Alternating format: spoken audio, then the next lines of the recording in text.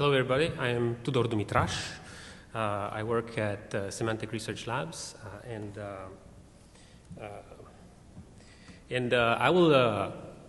here to tell you about some early results from our work on evaluating operating system security through big data analysis. This is joint work with my colleague Petros Efstathopoulos, and actually I want to encourage you to ask questions during the talk if you would like. Let's turn this into a workshop discussion. So the motivation behind this work is to better understand the factors driving the cyber security arms race. So 10 years ago, in 2002, researchers showed that a well-crafted worm can infect all the vulnerable hosts on the internet in 30 seconds, even though if the hosts are in the millions. And since then, the number of the volume of malware has grown significantly. So over the past 10 years, data that is published yearly by Symantec in a report that we call the Internet Security Technology Report, Threat Report, shows that the number of new malware variants grows at an exponential pace. At the same time, operating system vendors have introduced a number of improvements, such as data execution prevention, user access control, attack surface reduction, and certainly since 2002, we haven't seen such overwhelming attacks, such as the ones described in the 2002 paper. So the question is, as an end user today, should I feel safer given these two conflicting trends? And the key idea behind this research is to analyze field data that is actually collected on real hosts that are targeted by cyber attacks rather than honeypots or network traces. And the benefit from doing this is that field gathered data allows us to validate assumptions, common assumptions that are made by these security technologies, and allows us to make design choices not based on anecdotes and back-of-the-envelope calculations, but rather on empirical data. So in this talk, I will present two data sets that are available for doing this kind of study. This data is collected by Symantec's products for antivirus or intrusion detection telemetry, which are deployed worldwide on real users' machines, the hosts used by real people. So the antivirus telemetry includes 100 million reports from 6 million hosts worldwide, and it covers a 20-month period between December 2009 and August 2011. While the intrusion detection telemetry includes 65 million reports from 5 million hosts, and it covers a 31-month period. Yes, Vern. So are these sampled or something? Because I would think 6 million hosts would generate a lot more than 100 million reports over that much time. The answer is yes, they are sampled, but these are all the reports that we received from those hosts. So the way we do sampling, we take a representative sample of the hosts that submit data to Symantec. So it's we do some filtering that I will describe later on. Okay. So it's not all the, right, so this is after filtering, you're right. So it's not all the submissions. Some of them are corrupted or bogus. So, well, not just that, but I mean, well, I'm assuming the antivirus telemetry you get more or less every time something new is executed or something like that, at least. Well, something being something malicious. Oh, this is not sort of background noise telemetry. This is just badness telemetry. Yeah, we detected something nasty. Thank you. And antivirus means that we detected something nasty as a host-based threat, and intrusion detection means that we detected something nasty in terms of a network-based attack. Okay.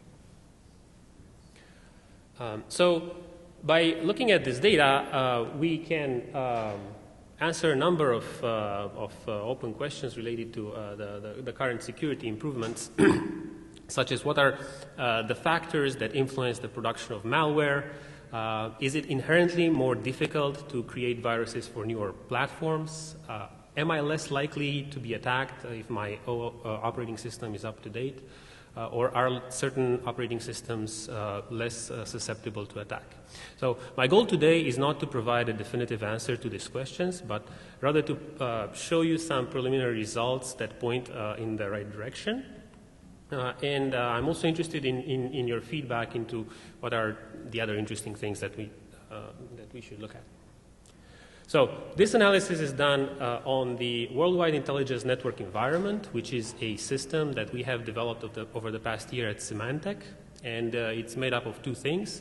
On the one hand, we have field data that is received from the sensors that Symantec has deployed worldwide, and by sensors, I mean Symantec products that are used by real people, honeypots, decoy email accounts that collect spam, but also back-end systems that collect logs or crawl the web looking for new threats.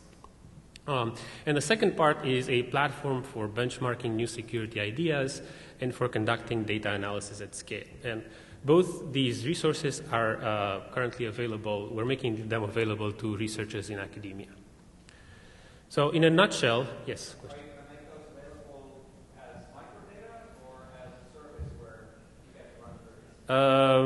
It's the latter, and this is actually what I'm trying to say on this slide. This is what WINE is in a nutshell. We include data received from millions of end hosts and assembled into multiple data sets that are actually used by Symantec in the company's day-to-day operations. As Vern previously mentioned, we do not include into WINE all the data that Symantec collects. However, we provide a representative sample. And the system itself is provisioned for data-intensive computing and in particular for conducting experiments with data-intensive techniques. This is not a production system. It's not on anybody's critical path. It is something that is purely there for people to play with. However, because, as I explained, this is the data that Symantec uses in its day-to-day operations, it's very sensitive, and it's very important for us because all our products and services are based on this data. We are not making it available as something that you can download. It must be accessed only on Symantec premises, and we have two locations where currently WINE can be accessed, one being in Culver City, California. This is in the Los Angeles area, and the other one is in Herndon, Virginia, which is in the DC metro area.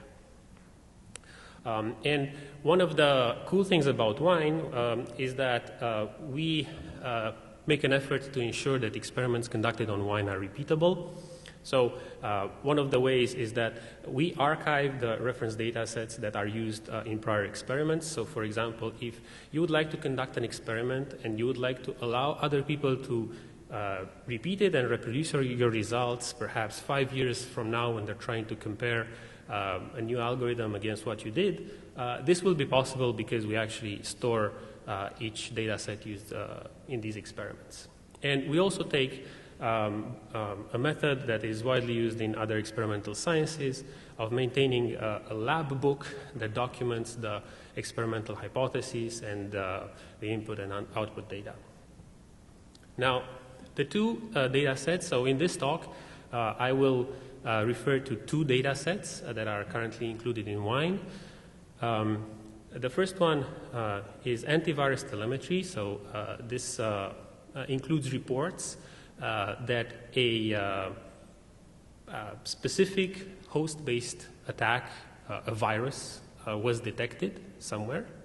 And the reports include a timestamp, an identifier for the virus signature, a textual description of the platform, of the operating system, a file hash for the file that was detected as being malicious, and a few other attributes.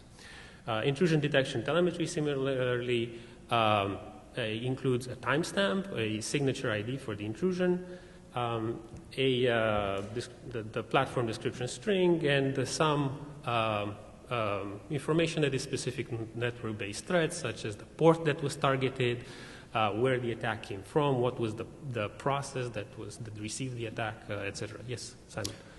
So it's the difference between the antivirus and intrusion detection telemetry is that the latter is deployed on the network? No. No? Okay. In both cases, the product runs on the end host that is targeted by attack. So in particular, in the case of intrusion detection telemetry, these are attacks that bypassed, for example, the operating system's firewall and whatever IPS or firewall might be running in the network. Okay, so can we say that anything that is not a virus falls into that category? We can say that it's not a virus. Like a malware signature, but something else falls into the intrusion detection category. Is that true? Because I don't see the big difference between these two. If you have a malware, that's an intrusion, right? The difference is that one focuses on detections that are done on network packets, signatures based on network traffic, again, on the end host. And the other one has signatures on files. So if the file is known to be malicious, we detect that. So if there's a malware coming in from the network, that would trigger the IDS, not that will have a sample in the IDS, but not in the antivirus telemetry. But if you receive something as an email attachment, for example, in download, or you download it on your computer, it will be detected by the antivirus. Okay. Okay. Thank you. So one important thing to understand is that these reports do not correspond to successful attacks. So whenever we receive a report in the antivirus telemetry or the intrusion detection telemetry, this means that the product has blocked that attack. So we have an indication of an attack attempt, but not of a successful attack here. So to analyze this data, we first, so here we focus on the security of operating systems. So we first of all have to identify these operating systems, giving the textual description that is provided in each report. We noticed that we receive telemetry primarily from Windows, various versions of the Windows operating system. And we, from each report, we extract from this textual description the version of the Windows operating system, the service pack information, and the build number. And after that, we filter out the invalid combinations. So in the first example, you see an operating system with the wrong build number. This is a build number that does not correspond to Windows XP. And in some cases, these are completely bogus. We also exclude operating systems that we somehow detect before they were released, because this also indicates that there's something bogus in the data. And we exclude the pre-RTM builds which were leaked to the public, because we didn't feel that it would be fair to include these in the analysis. It would just skew the results. We also exclude operating systems running that we detect running on less than 100 hosts, because these would skew the results. And we also exclude the server editions of Windows, because we presume that these may be running actual servers that are accessible from the internet, and therefore would exhibit different attack patterns than the other operating systems. So as an outcome, okay, all right. So as an outcome, we have 16 platforms that span 9 years of Windows releases. Determining what is a virus is a bit more tricky. It's more challenging, because antivirus signatures are often generic. They detect threats that have things in common, such as a common exploit. However, they may be completely distinct threats. And also, there are cases where a malware sample is sometimes detected by several signatures. And in general, distinguishing between a virus and a virus family is difficult to do precisely. Most research literature that looks at malware analysis tends to report counts of malware variants, because these are easy to detect. You just count the distinct file hashes. And this is actually what the Symantec ISDR report includes as well. But in this paper, because we wanted to understand if it might be more difficult to develop viruses for a specific platform than for others, we wanted to have a notion that of what is a distinct virus. So for the purposes of this presentation, a distinct virus is a non-heuristic antivirus signature that has non-overlapping detection. So in other words, if there's one MD5, one file hash that is detected by multiple signatures, then we eliminate both signatures from this analysis. We cannot do the same thing for an intrusion because we do not have this file to determine which detections are overlapping. So then in this talk, an intrusion corresponds to an IPS signature. And some submissions are throttled at the client side for various purposes, and therefore we exclude, so for example, only 1/4 of all the detections were submitted back to Symantec, and we excluded these as well from the analysis in order to avoid skewing the results. So in this presentation, by an attack, I mean a report either in the antivirus or in the intrusion detection telemetry. So let's look at some preliminary results. First of all, we noticed that the number of the volume of cyber threats increases with the deployment size of an operating system. So the more hosts there are there, the more distinct viruses will be created for that particular platform, and the more intrusion signatures will be available for that platform. This question? Yeah. So how do you define distinct? I mean, it just looks different, is it? So it's a non-heuristic antivirus signature with non-overlapping detection. Sorry. Who's that?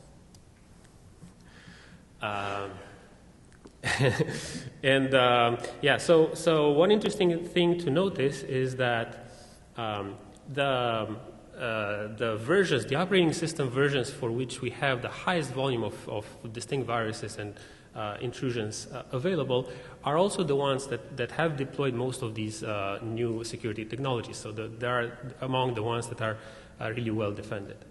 And we also noticed that there is a deviation from this rule that more hosts mean more distinct viruses.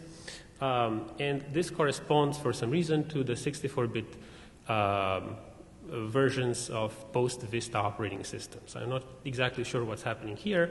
Perhaps it could be that there are currently not sufficient exploits or kits for the malware production to reach critical mass.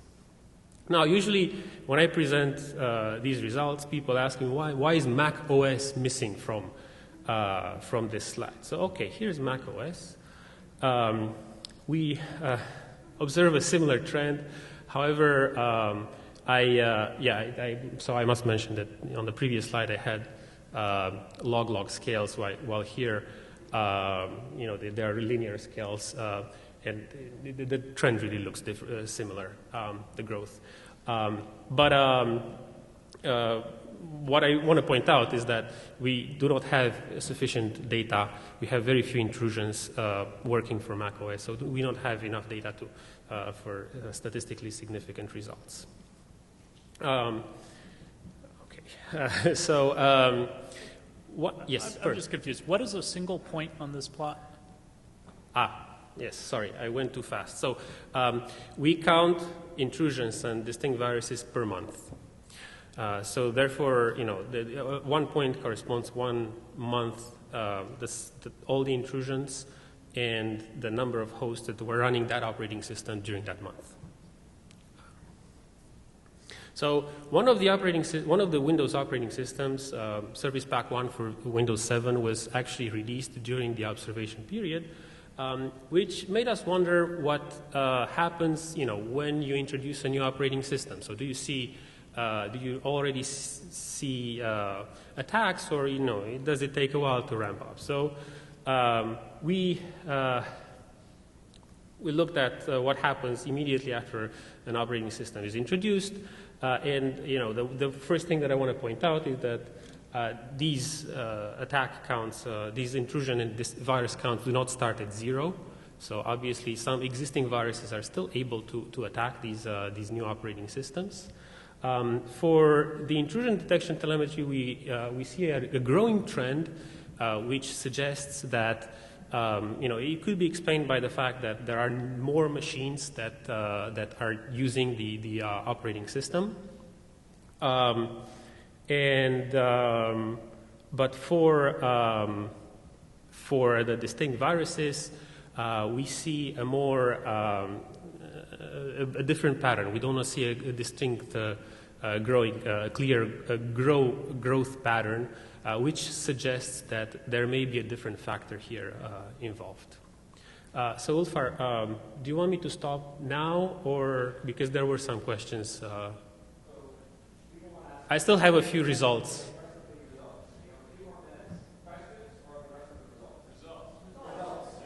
All right. So then we wanted to look into this notion of attack surface, which enumerates the number and the importance of attack vectors that attackers have at their disposal, such as open sockets, holes through the firewall, services that are running by default. And really, several researchers have argued that the reduction of attack surface is a complementary approach for improving security to eliminating bugs, because it makes no assumptions on what vulnerabilities may be existing or the attacker's capabilities. So the question we wanted to ask is, can we estimate what the attack surface of a certain operating system is from field data, from the observed in the field? Yes. Do you not include plugins and so on? No, I mean that's definitely on the to-do list. Yeah. Can you repeat the question? So the question is, why don't we include plugins and operating system components? And I think that definitely we want to get to that level of granularity. However, this is just what we were able to do in a month. Okay. So this is what the data looks like. In this case, it's a bit. You have to be a bit careful how you interpret these results, because for intrusion detection telemetry, when you receive an attack, it means that the attack bypassed the operating system's firewall, and also that there was an open port ready to receive the attack. So this somewhat corresponds to the notion of attack surface. And we notice here that for the operating systems before Windows Vista, there's quite a bit of variability, but there's much less variability for the newer versions. For antivirus telemetry, it's a bit more difficult to interpret what we receive, because an attack indicates the presence of a virus. So a malicious file was detected on that host. It doesn't mean that that particular threat or that particular file could have executed, could have successfully infected the host, right? However, we also see here, what's interesting is that we also see here this high variability or this lower variability for newer operating systems. And this may be because some of the detections that are irrelevant to the attack surface are averaged out in the process. Oh, and to go back to Vern's question in this on this slide, these are no longer averaged per month, but they are averaged over the whole observation period. What we would really like to do is to understand what is the impact of a specific security technology. So, what impact has ASLR had in the world? And this is challenging. It is challenging to go to that level of granularity, because usually several security technologies are introduced in a bundle. So, for example, with Vista, we had ASLR, user account control, driver signing, many different security technologies, and it's hard to tell which is to isolate the impact of each one of them. However, we looked at two security technologies that were not introduced as a major upgrade, but as a service pack. So, in particular, the safe structured exception handling, which is a form of data execution prevention, a software depth, which was introduced in Service Pack 1 of Vista, and the Service Pack 2 for Windows XP, which introduced support for the hardware no execute bit, and it also had an improved firewall, which was turned on by default for the first time. As you can see, it's still hard to isolate the impact of a specific technology. However, it's interesting to see that the volume of attacks in the antivirus telemetry that we observe in the antivirus telemetry is actually higher with the XP Service Pack 2. This suggests that perhaps the introduction of a security technology in itself does not reduce the susceptibility to attacks until all the bugs are worked out. So, in addition to the challenges for interpreting the data that I already mentioned, the biggest threat to the validity of this study is, of course, selection bias. We only receive data from hosts that are running Symantec's products, and in particular, users that install antivirus products may be more security-minded than most. However, here we have access to a large population, so over 5 million hosts, and a wide diversity of platforms, of Windows platforms, which suggests that our results have a broader applicability. Similarly, our study focuses primarily on the Windows platform, and it's unclear if our results on the susceptibility of attacks generalize to other operating systems. However, Windows is also the platform that was mainly targeted by malware in the past 10 years. And finally, it's unclear how many attacks are actually deflected by the operating system's first line of defenses, such as the firewall. However, here we excluded platforms that are likely to be more exposed to these attacks, such as Windows Server, and we hope that the remainder of the data set is comparable. I just briefly want to mention what additional data sets we have in WINE, because I think some people might be interested here. We have a very interesting data set that comes from our reputation-based security products that try to provide an early warning that an unknown binary may be malicious, and this essentially tells us what executable binaries are downloaded on hosts around the world. We will have a similar reputation-based system that focuses, instead of malicious attacks, on the stability of hosts across application installs and upgrades. And we have historical URL reputation. And we also, right now, we're working on adding some more data sets, such as logs from DNS servers operated by Symantec, samples of spam, telemetry from our Android-based security solutions, as well as dynamic analysis traces for a subset of our malware collection. And we also have malware. Actually, that should have been on the slide. We have a large collection of malware, actual malware samples. So in conclusion, I proposed here the idea of analyzing antivirus and intrusion detection telemetry from 5 million hosts in order to evaluate the security of operating systems using field data, but also for understanding the factors that influence the production of malware. And this data is available to the research community through WINE. And our preliminary findings include the observation that the production of malware is driven by the target of opportunity, such as the size of the operating system's deployment, with a possible exception for 64-bit platforms. And the volume of attacks depends observed depends on the operating system version. And new platforms are attacked immediately as they are released using existing cyber threats. And the introduction of a new security technology does not immediately reduce a platform's susceptibility to attacks. So, thank you. I'm done.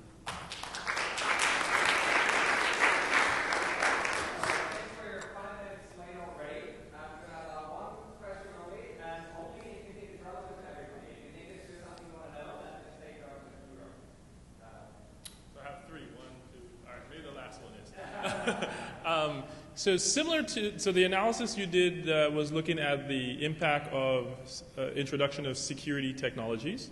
On the flip side, have you done anything looking at if there any correlation between the number of attacks you see and vulnerability disclosures? So with, as you see more and more things getting disclosed, now we move towards this. Actually, we are actually in the process of doing something very similar. We're looking at zero-day attacks. So trying to, we have a technique to identify automatically zero-day attacks given the data sets that we have. So, after the fact, of course, but we still identify, we can study their characteristics. And one of the things that we have observed is that after a zero-day attack is disclosed, so after the vulnerability and the exploit are disclosed, they are, the amount of threats, of viruses that use that exploit mushrooms. It really grows a lot. But I don't have a number ready to give you right now. This is ongoing work. Okay, thanks.